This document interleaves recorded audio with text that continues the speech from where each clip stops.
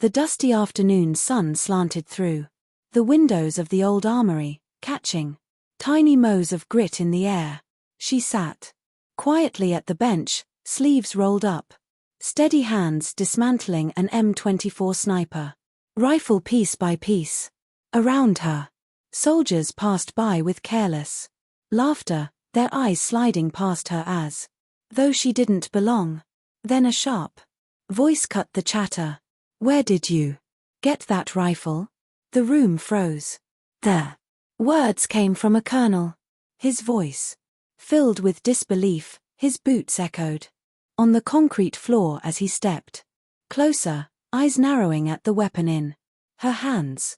And when he saw the mark etched on the barrel, the faint but unmistakable emblem of a Deadeye unit, long thought disbanded, his expression faltered.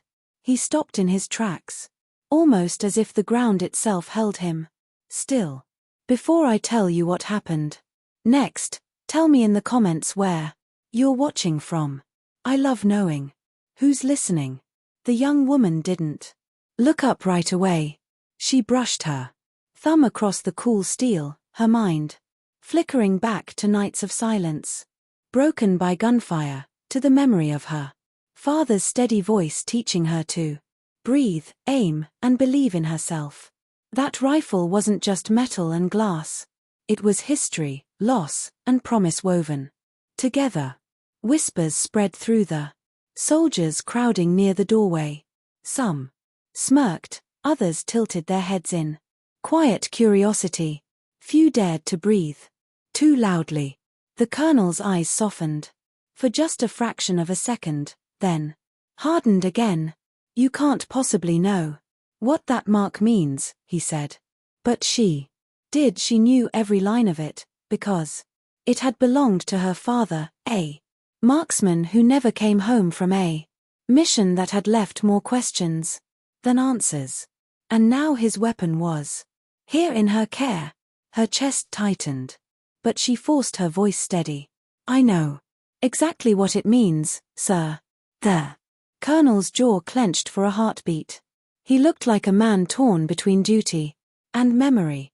He had known her father. Every soldier in that room could see it in his eyes. He had marched beside him, perhaps even owed him his life. Yet now, staring at the daughter, he struggled to find the right ground to stand on.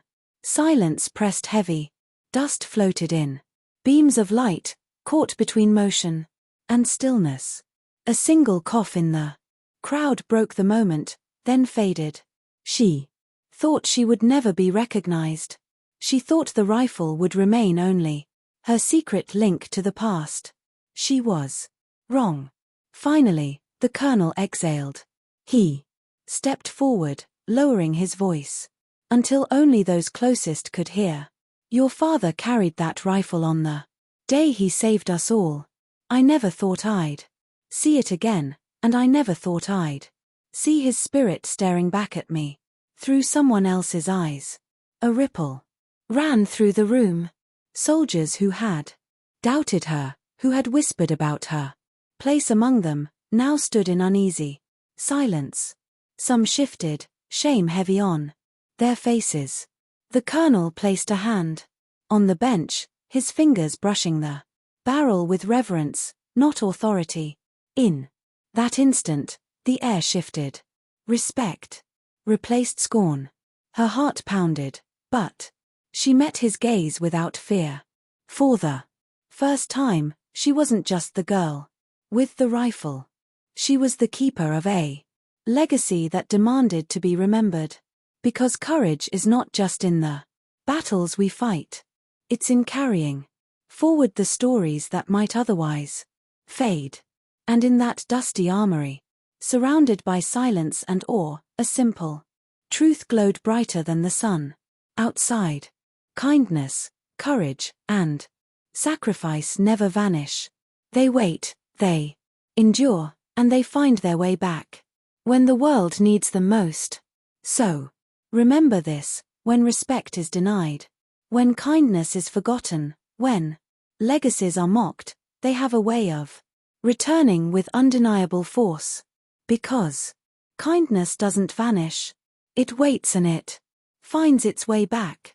And just like that, rifle in her hands, the past had finally spoken into the present.